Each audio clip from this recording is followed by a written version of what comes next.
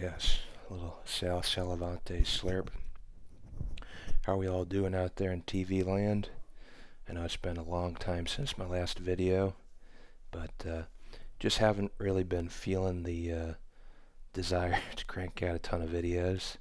Of course, we had a lot of gyrations and fluctuations in the precious metals market, and I guess, frankly, my I don't know what you'd say, my interest levels or my enthusiasm for making these videos might sort of follow or trend with the prices, but that's not necessarily true. I mean, I am a coin enthusiast to a certain extent, but anyways, the reason I thought I might come out tonight with just a little video was primarily that I got a bunch of coins in. You're looking at them.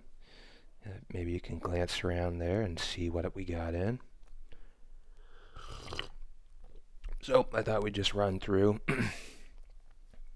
I'm really glad with this purchase, quite tickled really. This was a purchase here before you from Monument Precious Metals, and I gotta say they really become kind of my go-to dealer. I used to primarily shop at Provident, but they got the new ownership a couple years ago and it just doesn't feel the same. The prices aren't quite as low. But I really dig Monument. Great guy, the owner, Jonathan Swires, I believe. But so this was the kind of the Black Friday, Cyber Monday deal, and I think I did all right. As you can see, I got some Mercury Dimes, which that's actually the first time I've specifically bought those. Got a tube here of Mercury Dimes. Sweet coins. I mean, I think I used to kind of steer clear of these because they're usually pretty worn. But my inner numismatist needed these. And they do cost a bit of a premium over a lot of the other 90% constitutional. Let me see, I got the receipt back here behind the camera. Yeah, it was $5 face, and it cost $93. So, well, it's $93.78. So that's probably like $186 something. If my math's not terrible, around $187-ish for $10 face. So I guess that's about 18.7 times face. Correct me if I'm wrong. It could be true. But yeah, these are great. What's really cool about these, if you look through them, I took a quick glance at a few of them earlier, and I noticed, they're just as they came through time and history, meaning most of these aren't really cleaned in any fashion, which is wonderful. I'll probably go through these again later. I can see a D mint mark there. They're mostly 40s, but some of the really worn ones, you see those quite common in the teens. It's not uncommon actually to find a 1916 or a 1918, but they're worn as hell usually. This one looks like a 1918. No mint mark. But man, what a great coin, a silver dime. You know, the next one really on my bucket list as far as my personal collection, I've got to get me a half dime. Oh, and you know what I spy over here? So a couple months ago, I did a short little clip on coins for my grandpa, and included in there were a couple of half dimes, but they were actually Canadian, but they're pretty representative of what that coin is all about. Let me just grab one or two of them here if I can identify them. So let's see. Yeah, this will work. Here you got two Canadian half dimes. Try to prop them up.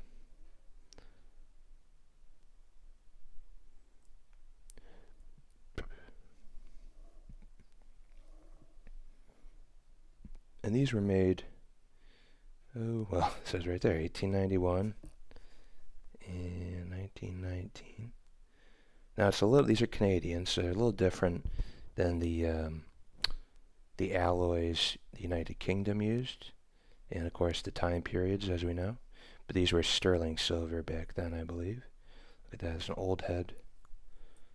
Victoria, you don't see that very often. And then King George, I believe. Very nice. And I'll put a Mercury dime over here for comparison. Shall we?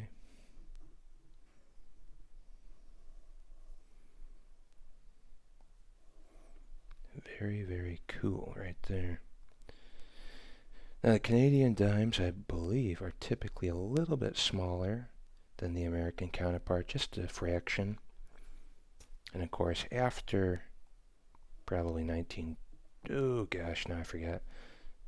Maybe in the 20s or 30s, they switched over to 80% silver after sterling, but not bad.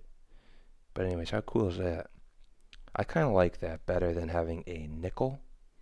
I think it's cool that they still use precious metals. Really small coin, I guess. Maybe that was easier to lose. I mean, it's just incredibly thin. Hard to see. But a very small coin, indeed. But I like it. Those are very cool. Anyways, we'll move along.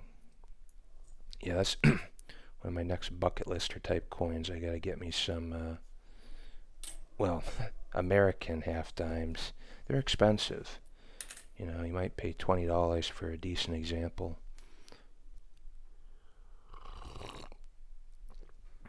Alright, so we kind of went through the Mercs. Again, I could probably spend a while talking about these. Look at that one. Quite worn. Oop. I mean, these are just great. Oh, this one looks pretty clean. I think it was actually cleaned. To take a closer look, it looks... Oh, this one? It looks like it's got good fine details on the bands. And I'm sure, as many of you probably know, that's one way you can kind of tell the grade. You can kind of tell on the flat surfaces. It looks like it's been cleaned up. It's been buffed up, maybe. This side doesn't really look like it, though. It's got a lot of toning.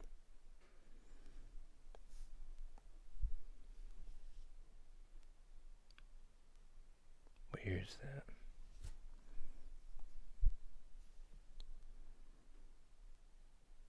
I think it's 44. Kind of hard to see through the viewfinder. Not sure why.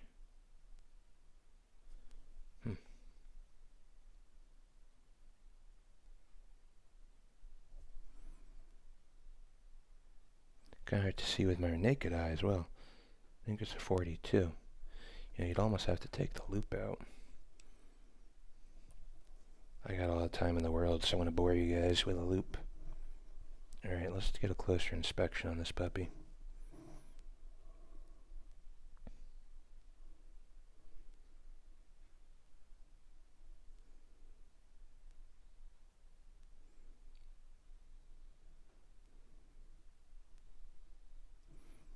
Wonder, does that help any?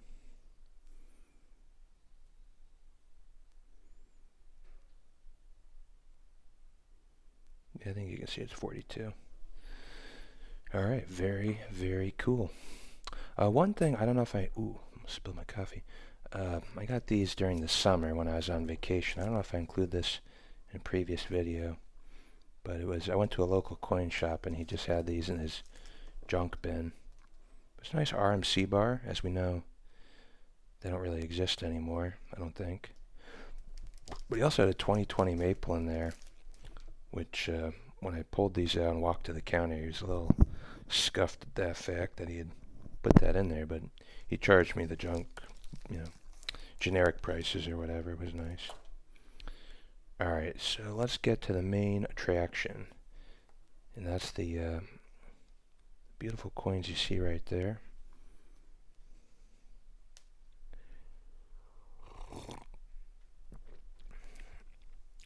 And there's some coins here I've never had before, mostly because they're pretty novel. I'm going to put on the gloves here, just because some of these are nice. First of all, the American... If I didn't say this at the beginning of the video, again, I'm over the moon with this purchase. Really, really happy with it. Because sometimes certain coins will have milk spotting, Philharmonics. Boy, the Krugerrands, unfortunately, are getting that all too often. But this lot seems really nice when I took an inspection earlier. So we got 2020 Eagles. And boy, are they nice. What an amazing super coin. This is the king. All hail. What a coin. I gotta say, I'm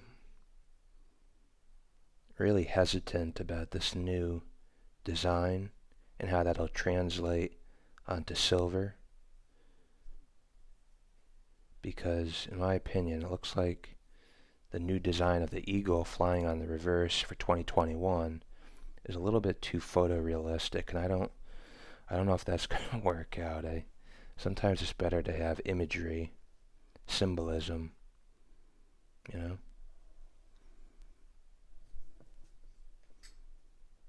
So, we'll talk about that a little later.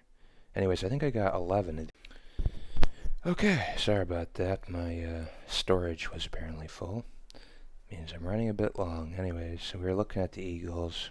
Great, amazing coin. I pulled out the receipt. So again, this was like Cyber Monday or over the weekend at some point. And I got 11 of those 2020s. And I paid $26.23. So at least I'm paying less than I was at the peak when I was buying during, I think, the summer, when you're paying over $32 an ounce for most coins. So those are great. Let's take a look at this Philharmoniker. Lovely coin. 2020. I was just thinking, a lot of these mints have redesigned or improved their bullion coins recently, including the Canadian Mint. They did it a long time ago. The Royal British Mint just recently updated theirs. The United States Mint's going to be updating theirs. Philharmoniker, I wouldn't be surprised if the Austrian Mint perhaps updates some of the features on this mint. It's a nice design. It never was my favorite. It's a very polished coin. Highly polished. Which, I prefer more of a matte finish on coins, to be honest. But it's a nice coin. They tend to milk spot, although what I've found a lot of times, if it has milk spotting, it comes off fairly easily. The milk spotting does. Unlike other coins where it might really stick on there. But yeah, cool.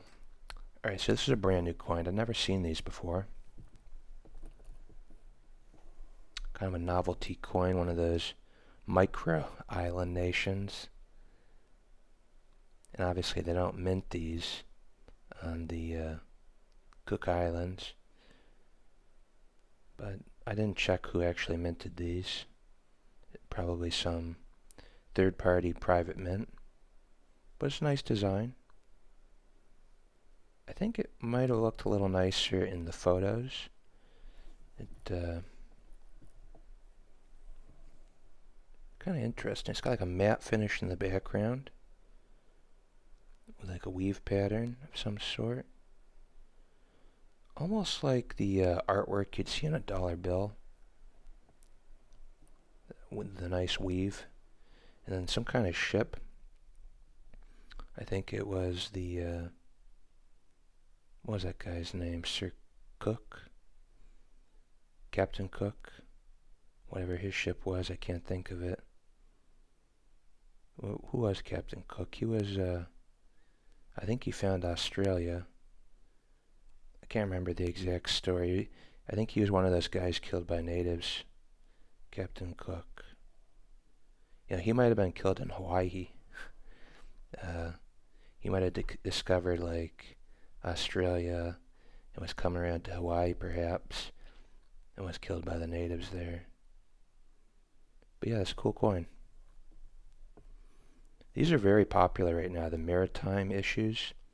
You have, like, the pirate coins from Perth Mint, and you got the shipwreck coins out of Australia.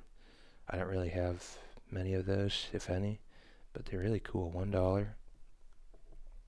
The only problem, the ship is extremely highly polished, so there's not really any too much for detail on it.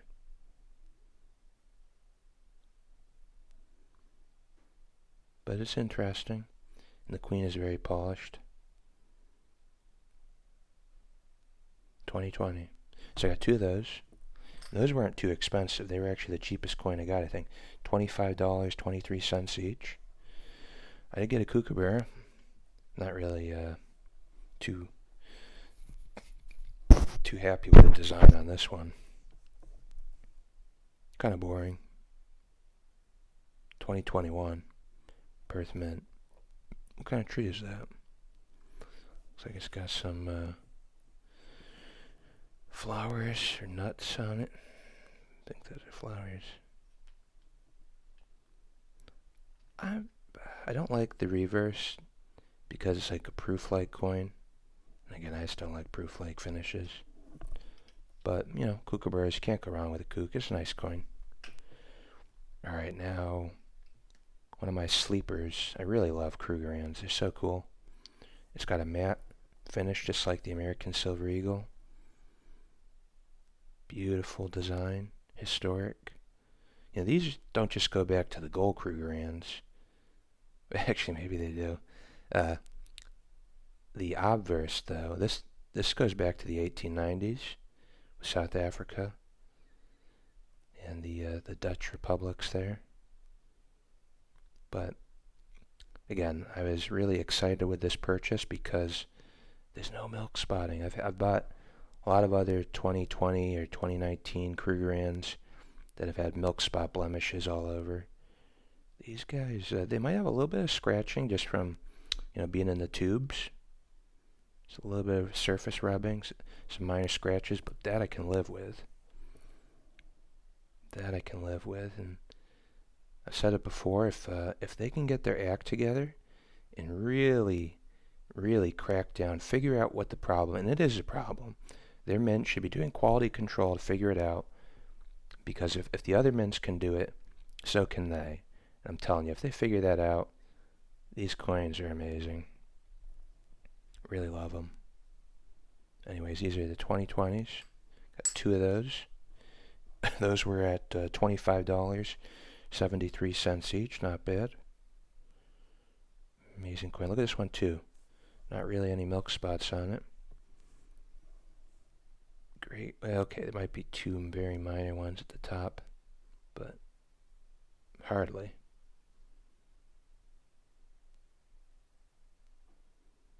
Great, great coin. Gotta love it. And I love, what do you call this? Like the dimpling reticles, or I like when a coin has that. It's a nice touch. Gorgeous. Alright, so got two of those. Now these are the coin I never had before. I got two of these brand new Britannias, the new design. The obverse stayed the same, basically. It had the image of the queen with the galoche pattern. Looks very nice. Looks like jewelry. Just striking. Very, very nice. 2 pounds.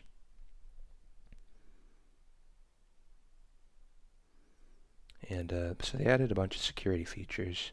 Something about the waves in the background, whereas when you tilt it, you can kind of see the waves moving a little, perhaps. If you had it in the right light.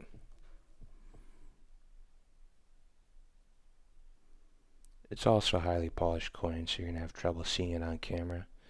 Now on the lower left, you'll see there's a little circle, and it looks like there's a lock in there, because there is, but when you rotate the coin, it shows like a trident. Oh yeah, you can see right there. But it's only at like certain angles, so that's like a security feature. The trident on the lower left. On the shield, they added some micro detailing on the lines. That's not really too much of a security feature, but there you go. 2021s. Very nice coin. I got two of those. Let's see, so last but not least, this one I am truly tickled with. Happy as a possum. Beautiful gold sovereign. Really love these coins. Just great. Now, they had good deals on sovereigns on the website, but the cheapest one was the Queen Elizabeth, random. Right after I put in the order, I sent an email to their customer service just asking if it was within their power and availability if they could try to include a young head, one of the older sovereigns, because I've already got one of the new ones, and the new ones for some reason are kind of like Britannia's. They're a polished coin for some reason. I just hate that. But boy, the amazing old gold sovereigns. I love how it's a business strike, more of a matte, and it's just an amazing design. And he said they didn't have them. He said, unfortunately, I don't think we can do that. Well, long story short, this order took forever in the mail because the USPS is so busy right now. But when I cracked it open, I saw they did find one of the young heads. So Jonathan Swires hooked me up. Props to Monument. Absolutely love it. And I finally got one of these young head, older Elizabeths to go along with my collection. And that's a keeper for sure. Fascinating. It's 1980. That's pretty late as far as these. And I think they might have started reminting the gold sovereigns in the 50s and 60s. Some of these. I don't know much about them, but I know there was like some counterfeiting going on, and I think that kind of prompted the Royal Mint to pump out a new good coin. And but this is 1980, so that was after the fact. And again, it's just beautiful. It's amazing. It's under a quarter ounce of gold. I think 0.23 something, maybe. It's got that classic design, St. George the Dragon Slayer.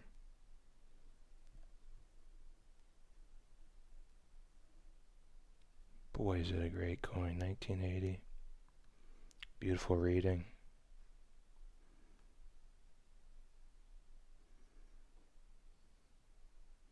Gorgeous. Back when money was real money, huh?